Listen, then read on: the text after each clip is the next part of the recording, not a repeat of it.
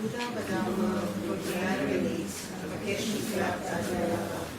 באמצעות המצבורים של הקשבה לדרמה להוסיף גודלות ולהועיל ליצורים הנודדים. בבודה בדרמה ובקריאה העילאית אבקש מקלט עד להערה.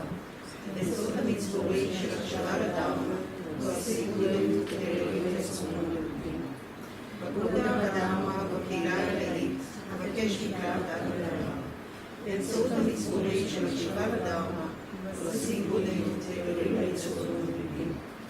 ויזכו כל בעלי התודעה באושר ובגורמי האושר, ויקבלו כל בעלי התודעה מסבל ובגורמי הסבל.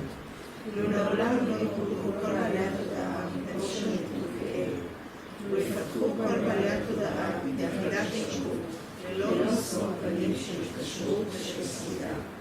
Page 12 and 13. אדמה זו משוחה ביקורת, אדורת פרחים, עלייה בהר מרו, בארבע יבשות, בשמש ובירח. עולה בדמיוני כשדה פלוגה, ואותה אגיש אחרי כמלחה. לו ייהנו כל הנודדים כשדה קרוב. המושגים ה-23, התקשרותי, כעסי ובעורתי, השלושה קרובה ילידה והניטרלי, בצירוף גופי ורכושי, הגישה תמיכה ללא תחושת עובדה, וקבלכם ולכתב, מעניק ולכם שיקום שלושת דברים. תדאגו ודנה ודלה כמיליארד הים.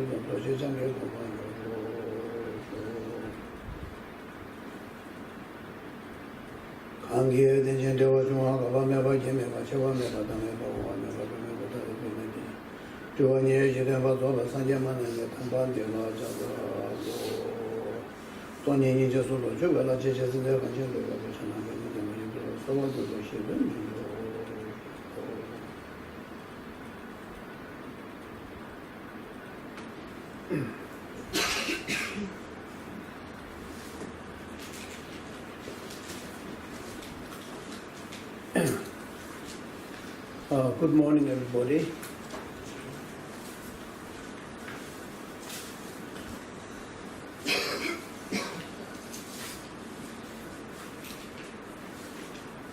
So, very short about motivation. In a traditional way, the motivation, in Tibet we say kunlong, kunje. So the motivation, and then during the teaching session, how you have to behave, and all many instructions. So mainly the motivation today, and so our gathering here is to learn something from Buddhism, and especially from great Shantideva's teaching or Bodhisattva's way of life. And then if we narrow down, we are touching the second chapter and third chapter. And yesterday I talked a little bit about Bodhisattva. And today, Tami gave me some hint that I need to define Bodhisattva. So I will define Bodhisattva, and then I will also try to explain two different types of Bodhisattva. And then maybe it is also important to talk about the conventional Bodhisattva and ultimate Bodhisattva, and that might take maybe 15-20 minutes, and then we go to the text, okay? So, Bodhisattva, when we study about Panchaparamita, about 8 years or 7 years, sometimes 7 years, okay? When we study about Panchaparamita, I think it is third year, and then we study about Bodhisattva. It is a very important topic, and also so many explanations from different teachers. And even in the Giluk tradition, we follow one specific text, which is written by Panchasonam Thakur. And then Sarache, another monastic university, college, okay, Sarache, they follow Jidun Church's explanation about Panchaparamita based on materialist root text, Alankara. And then Sarame also follow, they have their own text. And Kande Shaltse and Tibulo Selling, my college, we are same text, follow same text. The Gomang has its own text. Really big detail, okay? And this way we can debate, okay? We can debate, search the answer. Because every teacher has a different way of explaining. But then the meaning is same, but still we fight, okay? Sometimes we fight just for the name, level, okay? Terms. Just debate, okay? Just small term, if it is a little bit twisted, and it gives completely different sort of meaning for us. They don't have any problem for us. So in this way, we used to stick on our text, which is written by Panchasonam Thakur, which Loseling monastery follows. And then, of course, when we were into this dialectic, then we follow these texts. Plus, also, we also go through the Singhabhata's commentary of the root text Alankara by Maitreya. And from there, like main root text says Semje Bani Shendriji Yangda Zobe Changchuk. And then many details, okay? Semje Bani Shendriji Yangda Zobe Changchuk. Semje Bani means what is Bodhisattva, okay? Shendriji Yangda Zobe Changchuk means then it defines the Bodhisattva. And this root text is explained in Singhabhata's text, which he explains. Remember the that is the definition, explained a little bit longer than the root text. And this is taken to different texts, okay? You really have to go back till the Buddha's teaching. So it comes to from Buddha's teaching, Maitreya, and from Maitreya, Singhabhata. And Singhabhata, then it comes like this, you see, you have to prove.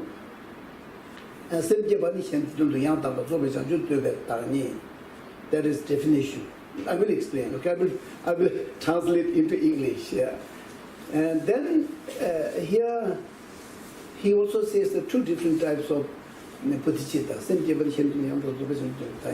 Remember the Juga Moni, Nabani means then two different Bodhisattva, aspirational Bodhisattva and engaged Bodhisattva. But there he doesn't mention anything. What is the difference between these two? Then we go to Shantideva's text. Okay. That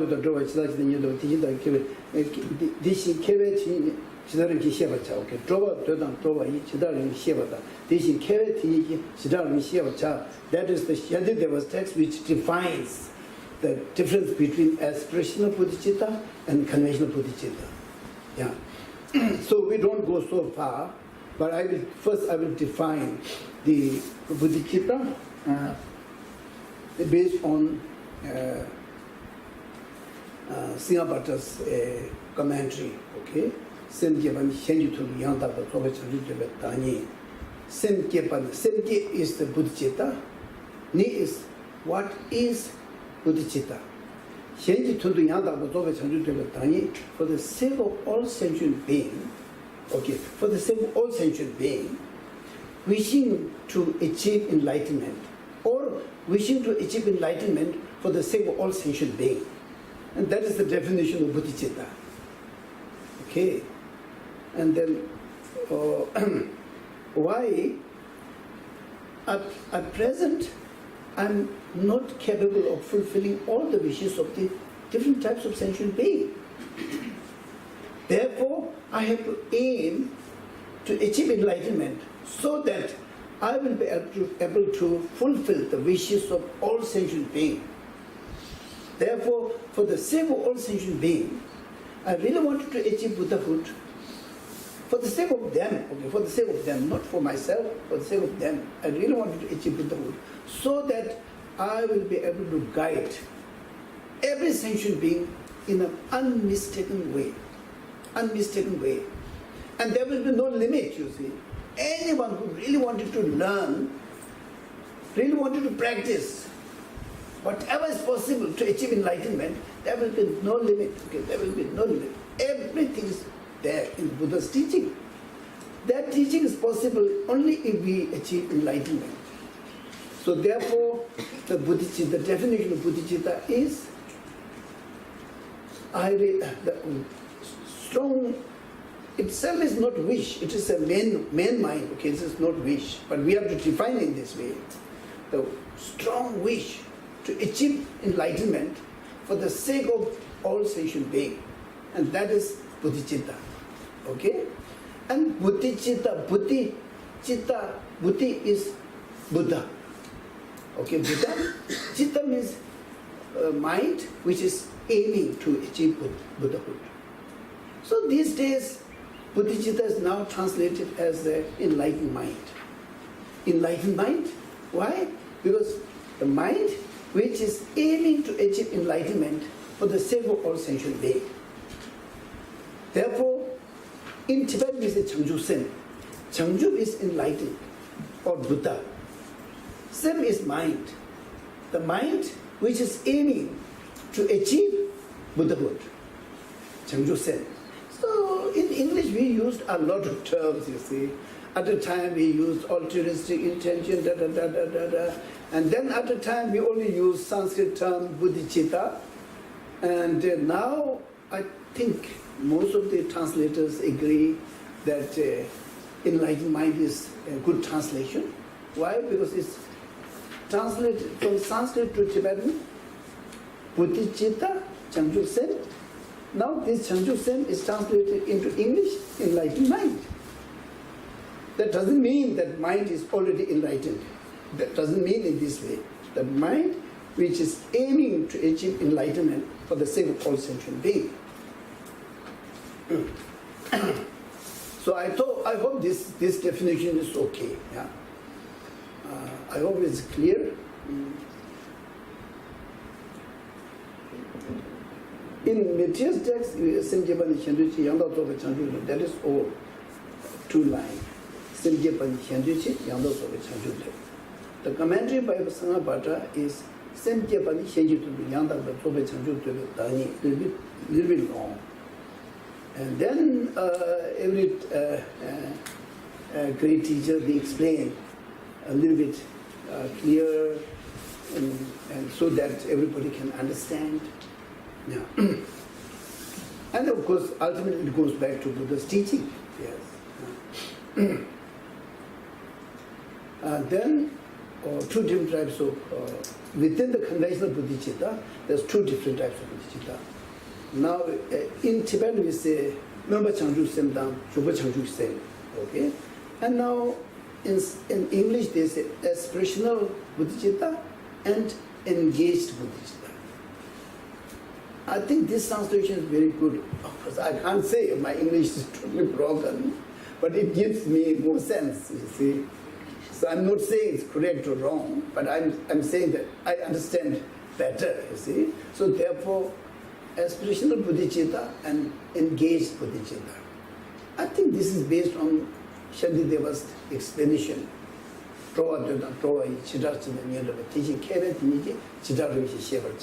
Means if there's a one person who wanted to go to Jerusalem, a two person who wanted to go to Jerusalem, one has a very strong wish to go to Jerusalem, and one has a strong wish plus going, driving. Okay. So the engaged bodhicitta is the second one, and aspirational bodhicitta is the first one. Not engaged, but strong wish. I really wanted to achieve Buddhahood. Okay. Engaged bodhicitta says, yeah, I also wanted to achieve Buddhahood. Yes, I really wanted to achieve Buddhahood, and for the sake of this, I have to practice all the 6 perfections. And then practicing 6 perfections. And then he becomes nearer and nearer and nearer. Simply wishing will not take someone to closer to enlightenment. So the difference is this, Drova is one who has a wish to go, and second one has a wish to go plus going. And that is the difference between the engaged bodhicitta and the aspirational bodhicitta.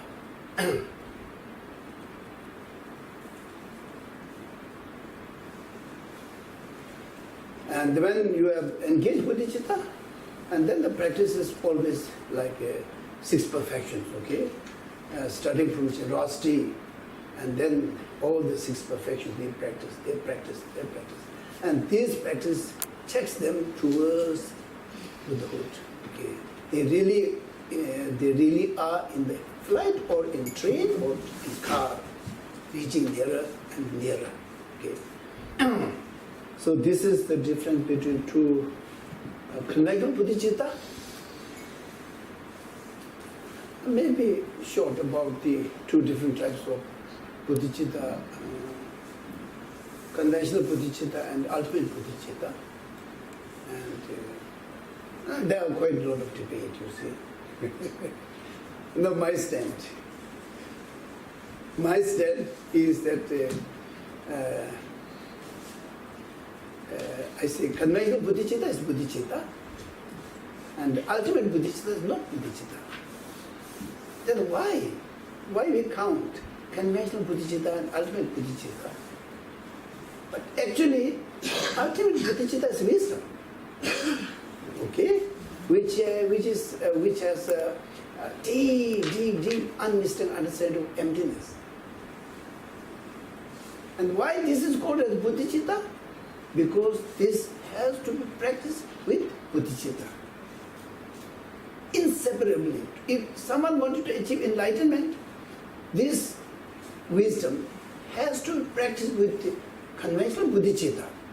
And they are moving towards the enlightenment almost same. Without influence by conventional bodhicitta, and this wisdom will never called as bodhicitta, ultimate bodhicitta. Like in wisdom, having all the sarvakas who are trying to achieve nirvana, they have wisdom, but this wisdom is never called as a ultimate bodhicitta, because it is not practiced with bodhicitta. The result of this practicing this is not enlightenment, you see. So if it is practiced with the renunciation, the wisdom, practiced with renunciation, it will lead you to nirvana. That's all. Nirvana, for the sake of one's own self, it will lead you to nirvana. This wisdom is very, very good mind, but because of the friend is renunciation, aiming to achieve nirvana for one's own self, or wanting to be free from samsara, okay? By this influence, and then the wisdom will take you to only nirvana. And this same wisdom, if we practice with the bodhicitta, and that is for the sake of all sentient beings. Therefore, this wisdom has the potential to lead the practitioner up to enlightenment, because of friend, bodhicitta, conventional bodhicitta. So therefore, when we speak, it's just like the same. It is doing the same purpose. Therefore, it is called as the ultimate bodhicitta. Ultimate why? Because it is based on emptiness, ultimate truth. Why is bodhicitta? Even it's not bodhicitta, but it is called as bodhicitta. Why? Because it is aiming to achieve enlightenment. Okay? I think this is enough. Yes? I understand the explanation. Yeah. I have a question about the commentary. Yeah. The commentary calls engaged bodhicitta here ultimate or absolute. Why? Which one? In page 9, Yeah. and it says the wish to go to Jerusalem Yeah. is the relative, but the actual going, he calls it ultimate, which is the engaged, but he calls it here ultimate. In other places, he explains the same way. Yeah. But here, So this I is don't know. how I explain. Yeah, okay. Maybe this is a little bit different, okay? So ultimate is the ultimate truth. Yeah. Yeah, I think you understood, okay? I think that is enough. So, yes? What prevents the person who really, really wants to go to Jerusalem to go there? No one is preventing. Only the courage. Only the courage, you see? Oh, so difficult to practice generosity. You see, even one's own body has to be given. Oh, my wife, my son, my daughter, my heart, my eye, I have to give everything. Very difficult, you see. So then they remain in a aspirational. Oh yeah, I will try to develop. One day I will be able to do this, okay. Once they are able to do, then this aspirational bodhicitta changes into engaged bodhicitta. Yeah. Mm-hmm. Yes. Bodhicitta is a man that walk alone or is connected to other people? Will you say again?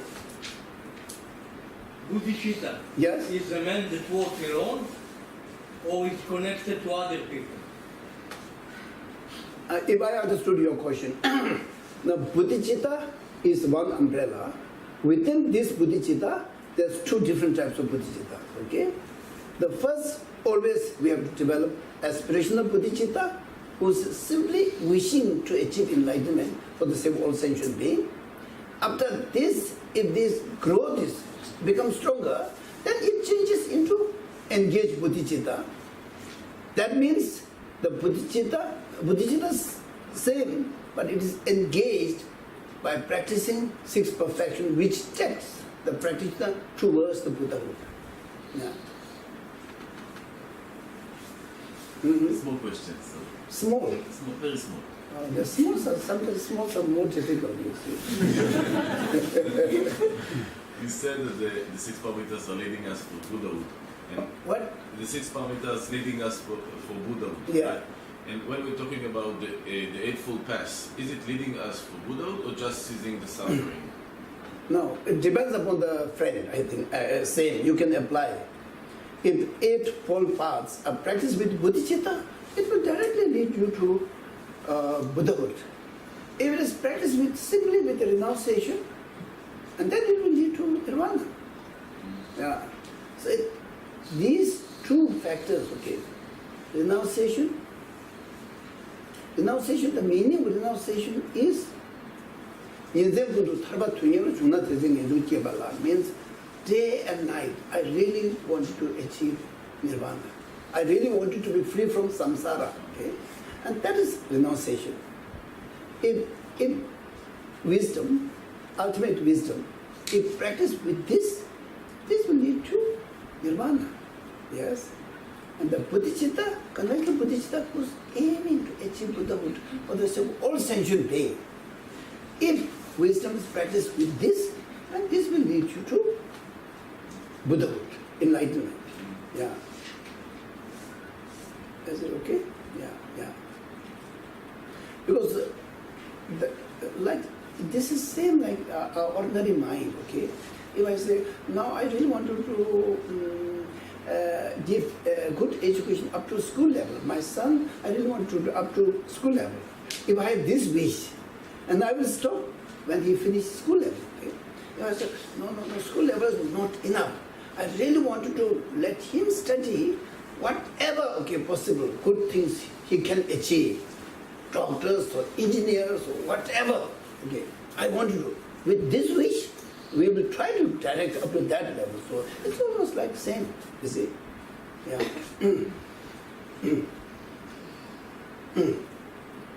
So it's done. Yes.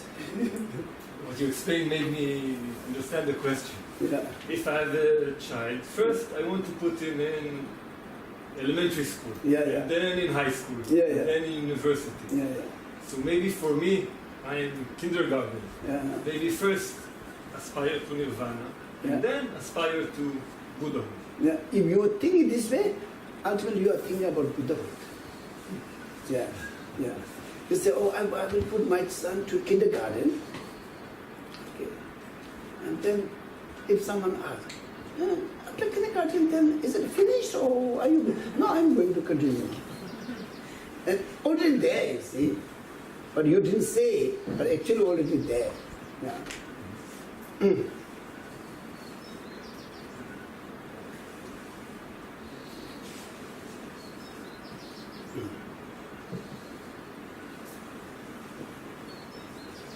21.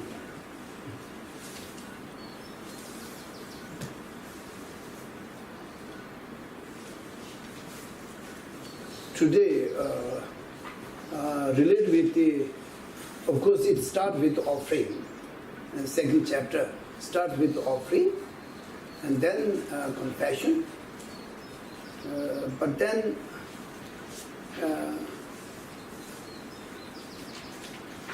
how you can say that your offering is very good or your confession is very good? How you can say? Just doing confession itself is okay, good. But then how can you say that your confession is so good? This is exactly the confession you need to do and we need to do. What factor makes you to make your offering really good and then confession also really good? What makes you to decide or to understand that your confession or your offering? There are many in Tibetan society also. When they are about to go to some business, normally they have a winter business, which is sweater business, which was one of the most main income for Tibetans, who can stay whole summer in a relaxed way. If they really struggle very hard in winter, in a big city, selling sweaters, buying from Indian manufacturer and selling, and that gives the money so that they will be able to survive all year in a relaxed. So those people who are about to go to sweater business, then they go to temple, then they go to Buddha, mostly they go to Dharma protector, say, please help us to be more successful in business. This is the only income which brings to be able to survive. They do offering, and they light a butter lamp in front of Buddha, Manjushri, Avalokiteshvara, Tata, and they also do some offering, special offering to the Dharma protectors. Normally, we don't ask Buddha or Avalokiteshvara to help us for business. We don't do. Yeah, we do request to the Dharma protectors. When I was leaving Nepal, then I went to my monastery to offer some kada and like this, and light a butter lamp, and then I went to the Dharma protector's room, and then I said, please help me to have no obstacles on the way till I reach here, and then to Finland, Estonia. So we have